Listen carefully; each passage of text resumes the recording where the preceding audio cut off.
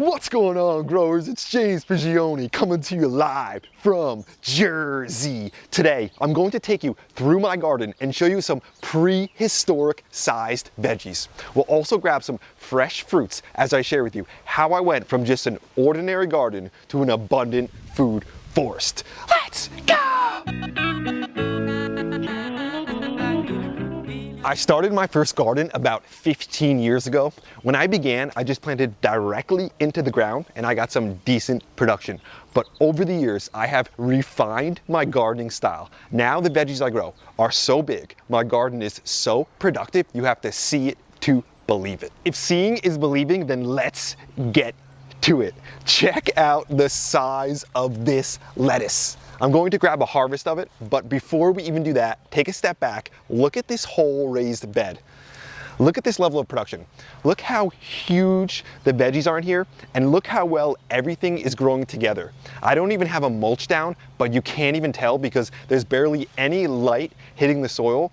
This is what we call a living mulch. Let's grab this lettuce right here. We'll move on and grab some other stuff. This is one head of lettuce I'm gonna show you here. You will be absolutely amazed by the size of this thing. Look at this. Oh my gosh. How many salads do you think you can make with just one head of lettuce when you go veggies just like this? Throughout the video, I'm going to share with you how I just turned my normal garden and how I just went from growing normal sized veggies to food like this. Again, you almost got to see it to believe it.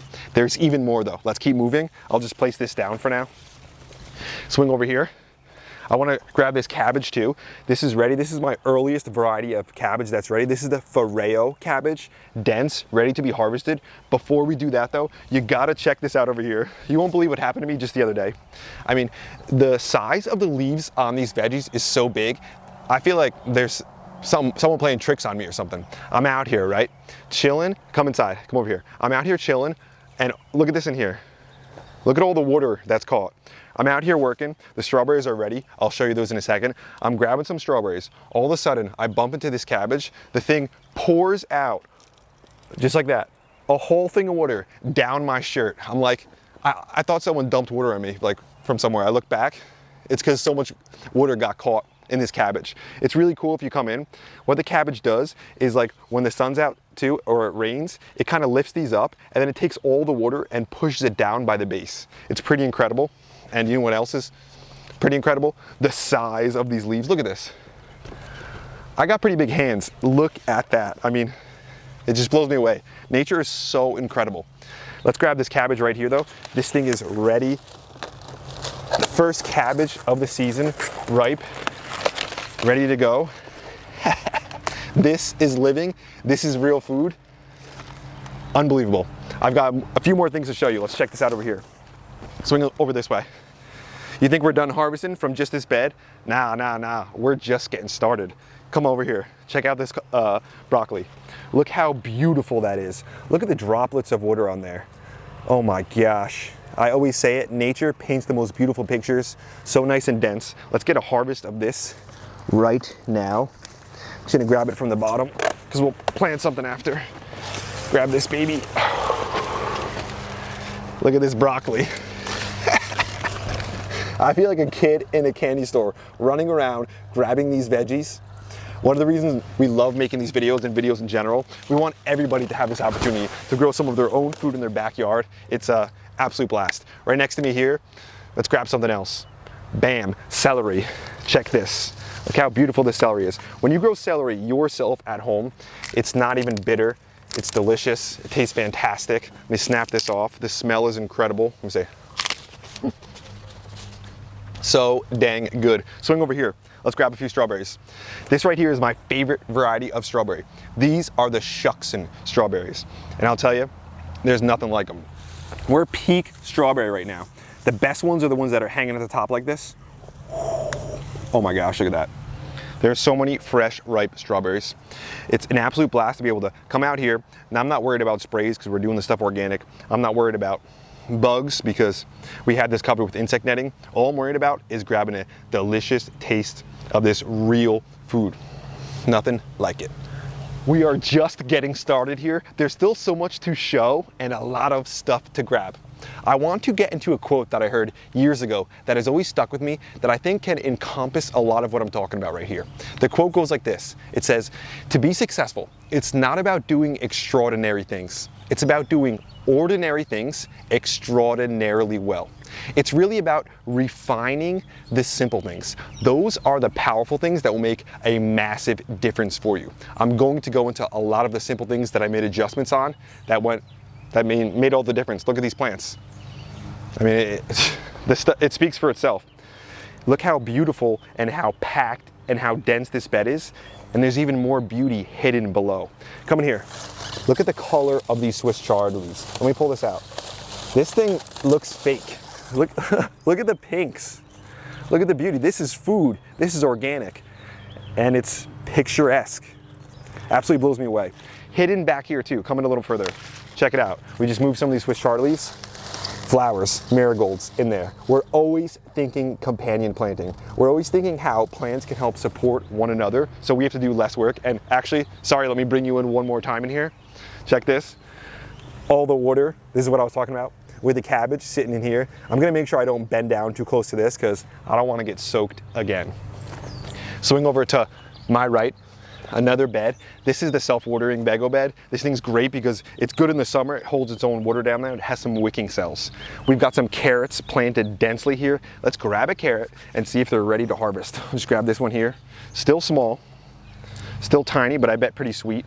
I'm not gonna actually taste this one because I would need to hose it off just a little bit. But the carrots are looking great. They'll soon be really getting fatter. And also, if you look in here, we've got some beets looking really nice. Pretty good stuff. Let's swing over and take a look at some of the tomatoes that we're growing along the trellis. If you come over here, we've got 20 tomatoes in 20 square feet. I just put out a video where I showed you guys how I sprayed this row of tomatoes with aspirin. You might be thinking, aspirin, are you serious?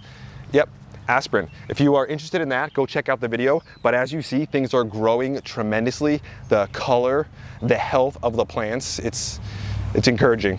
And then the other row, I didn't spray aspirin on. The plants are still doing relatively well. Not as good as this row, but still, they're setting up for a fantastic harvest. And we'll just continue to grow these up the strings. This makes growing tomatoes so convenient because it's easy to come out here, grab the fruits, grab the harvest, prune the tomatoes, manage them. It's just nice when you're not like on your hands and knees, or you're not like 10 foot up trying to work on the tomatoes. This whole system of lowering and leaning and tying the tomatoes to the string, it's super effective and it's super convenient. Right here is something I'm excited to share with you in the future. This is an experiment. I'm in this tomato right here and also the one over there. I'm doing an experiment. You guys will never guess what this experiment is about. I mean, you'll never guess. I'm super excited about it. I can't wait to bring it to you later in the year. Make sure you hit that subscribe button so you can follow along, and you'll get to see this experiment in the future. But you're also going to see a lot of cool things coming up in this video. There's so much to show it. I don't even know where to start sometimes. Come over here. Check out the pears along here. We'll come back after. And then check out down here. This is a flower I didn't even know I planted. I must have planted it years ago, but I'm always just sticking stuff in the ground. Look how beautiful it is. Look how many of the heads are opening. Having these different flowers in the garden not only improves the color and the look of the garden, and it also just makes it have a better feel when you come out here. It also brings in so many different pollinators. So flowers are actually so beneficial for the garden. They can't be something that you overlook simply because we might not grab an edible harvest from them. That doesn't mean they don't add to the overall garden and help improve our production. Right over here, we've got an apple. Look at this, beautiful apples on it. Really nice stuff. Hidden in the back corner. You guys may have never even seen this apple before, but yeah, we're growing apples back here. Then check out these pears right here, loaded with pears. Last year we got insane harvest from them. We're setting up for a good harvest this year as well. You're probably thinking, James, what are the simple things that you did that took your garden from average to abundant? Your veggies from small to large. Your harvests from regular to irregular. Well, it started with soil. I knew that soil was a foundation for healthy plants. Like we mentioned, it's the simple things that make the big difference. So what I did was, years ago, I started to try to make my own soil. The first year I did it, I grew plants in containers. I got some decent results, but over the years I have refined my soil. Now I have my soil mix, my own version that, it's everything that I wished it could be. I realized that soil, the importance of it is really about the structure. That's what it comes down to. You need to provide the perfect environment for your roots. So my soil has incredible soil structure. What this does is it allows the roots of the plants to have the access to both oxygen and water. Since the structure of my soil is so good and it's packed with so much organic matter, there are open pockets of air where if roots need a little bit of air, they can kind of move into those pockets. If they need some water, they can tap into the organic matter that's surrounding them to grab some water from it. So I started with soil. I honed in on that. I perfected my soil and the structure. Then I moved over to the next thing. We'll get into that in just a little bit. First, let me show you the results of good soil structure. Look at these plants over here. Look how healthy everything is growing. All I do is I stick the plants in, take a step back and let them do their thing. Besides some of the other simple things we're gonna get into as we move through this video. Look at the parsley. You'll love to see some fresh parsley in the garden. Look at the size of the kale leaves, the beauty. This is the scarlet kale. I just love this. The curl, the color, it's got it all. Check out the broccoli back here. Another head of broccoli ready to be harvested. So dang good. Another cabbage here. Look at this one. Looks pretty nice, right? It looks okay compared to the other cabbage over here. Before I get to that though, I want to show you some of these green beans, and you got to swing back just a little bit. Check out this bed over here. I switched things up.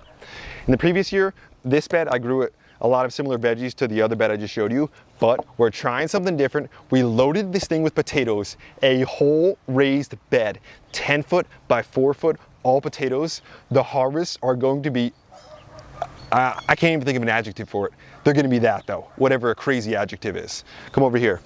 I told you we had a beautiful cabbage. Tell me you can get a better looking cabbage than that. This thing looks like it's right out of a picture book. The New Brunswick cabbage, perfect, ready to harvest. You'll love to see it. Don't forget behind me, you know we got the grapes growing along the fence line. Check those grapes out. In the future, we're gonna have some wicked harvests. With my new soil mix locked in, I knew my roots would be happy. Next, it was time to transition to the next simple thing that would make a massive difference for my harvests. I had an understanding that plants would only grow as well as their most limiting factor. So I was thinking, what could really limit my plants from taking off to the next level? Well, it was nutrition. So what I decided to do was to create my own fertilizer that I knew would give my plants exactly what they need to not grow well, to not survive, but to absolutely thrive. So that's what I did. Basically, if we want our plants to be really healthy, we need to make sure that before we actually even get them in the ground, that we're adding some nutrition to our soil. Like we said, we're focused on the soil for the structure. Then we could add in our own nutrition. Yes, I know we're gonna get some nutrition from adding things like compost to build our soil, but we need that extra boost to give our plants to make sure that they continue to grow well and that they produce well. So before we get our plants in the ground, we need to make sure we're giving them some fertilizer. Then as they start to head into production, we need to make sure we go out there and top dress them again so they have enough food to just really keep crushing it. Essentially, we need to make sure that our plants aren't lacking so we can stay snacking. Let's take a look at what we have growing around me and actually just grab a snack. Grab some of these peas right here, yellow peas, absolutely delicious. Look over here, we've got even more peas flowering, setting up, about to start producing. And you know we got the grapes hanging above, looking beautiful. Look at the level of production on these grapes. I mean, I just love it. The arch trellis, it's a good feeling chilling under the trellis, surrounded by food. Swing down here. I want to show you another celery, looking fantastic. You may be thinking, James, I don't want to eat any celery, so show me some fruits. Let's get into the fruits. Right next to me here, we've got some white currants. I love these currants. They're delicious. They perform well. Look how cool they look in these trusses. Look at the color of them. They're like translucent. They taste great. I'm not gonna snack on them right now because, let's be honest, this whole video could just be me walking around eating stuff. I don't wanna do that to you guys. I know I may be making you a little jealous by some of these fruits and some of these veggies, but that's not what I'm trying to do. I'm just trying to maybe, con you into growing your own garden. That's the idea. We want you out there growing some of your own food. But you might be thinking currants, those are pretty good, but I mean, I don't really like currants that much. Well, do you like fresh, sweet cherries, rainier ones? Let's move over here. Check this out. Look at the beauty. Look at that. Fresh, rainier cherries. I mean, right off the tree. Organic. The only thing we spray these with is the surround kaolin clay. You can see a little bit of the clay. Organic, just kaolin clay. Look at the color of these. Look at this. And if you take a step back, this whole tree is loaded. This is one of the first trees I ever planted, and it was one of my greatest investments ever. Every year it provides me with so much food and so much joy just to be able to see the absolute beauty of it. Now, let's move over to the next thing I made a big change on. And you can see we're getting some good results. Look at the size of this dino kale and look at the color of it. Look at that. It almost looks fake. It just looks too dang good. It's so green, it almost looks blue. It's incredible. So another change that I made was I switched from just growing in the ground to growing in raised beds. One of the reasons I did that is because in the spring, these beds heat up quicker and it allows me to build a nice, deep 12 to 14 inch area of good quality soil. This way my roots have that great soil structure we talked about. We mix in the fertilizer, they have all the fertilizer they need, they have the space to grow, and if I want to grow something like carrots, we don't have a lot of obstructions of things like rocks and sticks blocking them and my soil. We can grow great tap roots on everything we have growing here. Swing around over here. Check this out. So my parsley is actually starting to flower, which isn't fantastic. And actually, yeah, you're right. Let's go back over there. Let's take a look at this bed. Look at this. Look at the Swiss chard in here. The color on that one. I missed some of these lettuces. Look at all that lettuce down there I got to harvest. Sometimes I miss it. There's so much stuff growing. Another celery, we've got a lot of that growing, but I do love my celeries. And look at the peas. Look at the color of these flowers in the peas. You've got the light pink, you've got the dark purple. These peas are absolutely just beautiful, incredible. Check out the size of some of these spinach leaves too.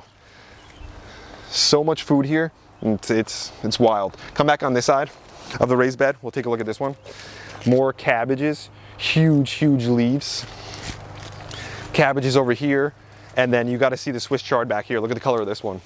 I grow all those different colors of Swiss chard. I just love seeing them. They're so beautiful, they look as good as flowers would. Incredible.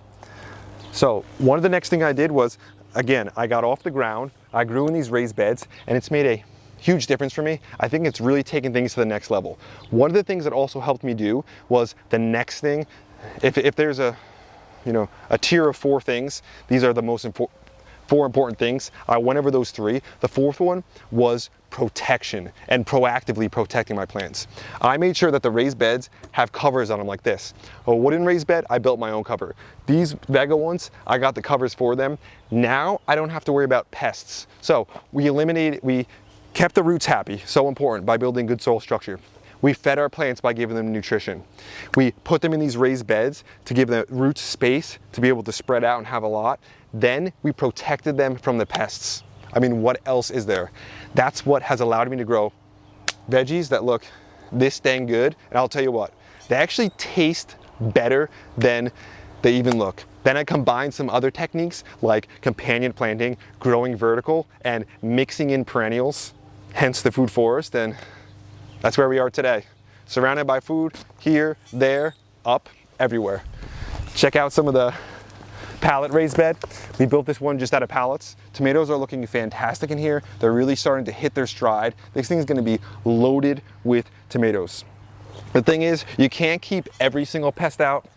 And when the food's this good, the whole backyard becomes a paradise.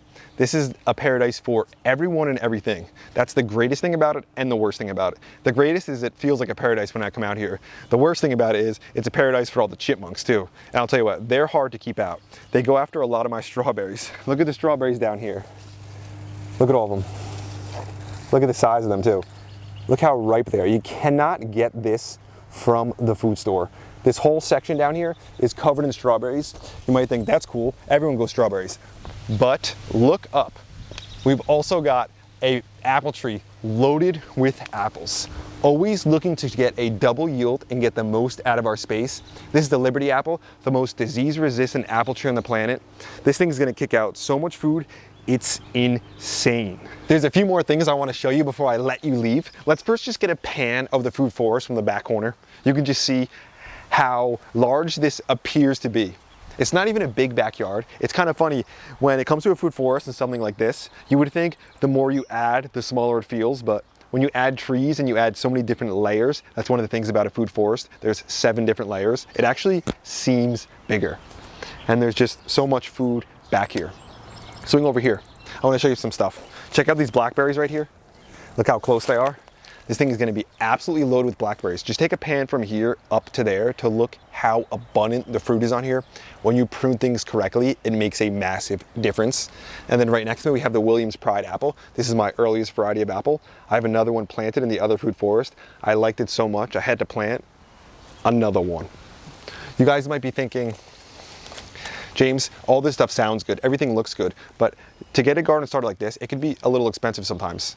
And you would be right, this isn't the cheapest way to grow a garden, but I know that the investments I make, I'm going to get a good return on them because I've done it so many times before.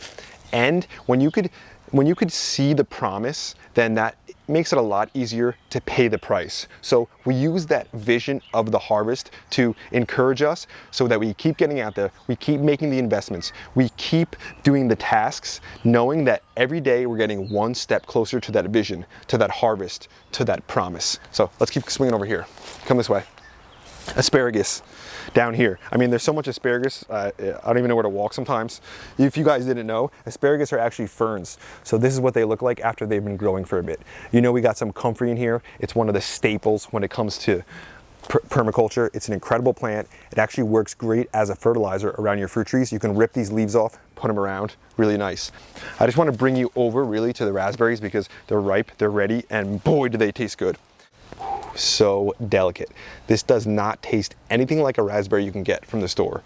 These ones are something completely different. So sweet, so delicious, and I mean, words can't describe it. You have to try it yourself. That's why you have to get a garden going. Don't let another day go by without you getting your hands in the ground, getting them dirty, so you could have your opportunity to eat some of this delicious food. That's today's video, growers. Thanks for watching. I hope you enjoyed it. I hope you got something out of it. I hope that after this video, you feel encouraged to get out there and do some work in your garden. Or if you've never had a garden, that you're encouraged to get out there and get a garden started. It's so important to start today. Like they say about fruit trees, the best time to plant a fruit tree is 7 years ago. The second best time is today, so make the most of today. One of the reasons I'm able to grow stuff like this is because I started 15 years ago. That's so nice. And I have goals and a vision of the future. When we can combine these things together, when we could take all the knowledge and the experience that we have in the past, and then we could use the future vision to encourage us to work towards it, then what we do is we take our experience from the past, we take our vision of the future, and then we take our opportunity in the present to make the changes and build the thing that we always wanted, grow the garden we always wanted. The only way it happens is if we get out there and we get our hands dirty. So right now, today, get in the garden, get something done, get a step closer to your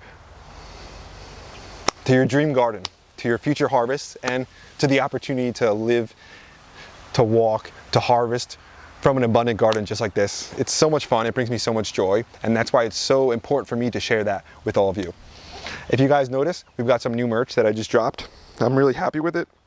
Ties into the garden about using some raised beds to help us grow more food as a nice tool to help protect our stuff and help us get earlier harvests. So I love it. I think it came out fantastic. Check it out at teamgrow.us if you want to grab a shirt. I really like it. I also wanted to mention that you guys need to check out the community over at teamgrow.us. It's free to join. We have over 2,000 members on there, all coming together, just working as a unit, as a group, to try to grow a better future together. That's the goal. That's the mission. Every day we're on there. Every day we're working hard. You gotta be a part of it. I also wanted to send a thank you to one of our new channel members, Thomas Heffernan. Thanks for being a part of Team Grow. Thanks for having your hand in everything we're doing out here. Give us one more little pan to just see how the garden is growing. It's actually the perfect day to get a look at the garden because it's not super sunny, so the lighting is good. The veggies are happy, and I'll tell you who's happier than anyone. That's the chipmunks. I mean, what a paradise for the chipmunks. And there's birds' nests in the grapes, birds' nests in the Prigioni apple. The amount of life in the garden is so incredible, and it's a really fun to just be a part of the whole thing. Everything would be absolutely perfect, except we do miss Tuck. I miss him a lot. I know you guys in the comments miss him a lot too, but I'm not sad. I'm so happy. This probably wouldn't have been here without Tuck. So can everyone just spam some hearts down low for the king to thank him for giving us this opportunity. And that's why it's so important that we share it with other people so other people can have the opportunity to just taste some fruit from the seeds that Tuck planted. I had an absolute blast out here. I had a lot of fun. Make sure you guys hit that subscribe button to follow along for more of these videos, some interesting experiment ideas, and just follow along with us for having a blast in the garden. Also, the homestead is really setting up nice. We're still working on that place. We're gonna bring you guys and show you some updates of it when we think it's a good time to. So again, make sure you subscribe to follow along. I'll be back at you with another one real soon. We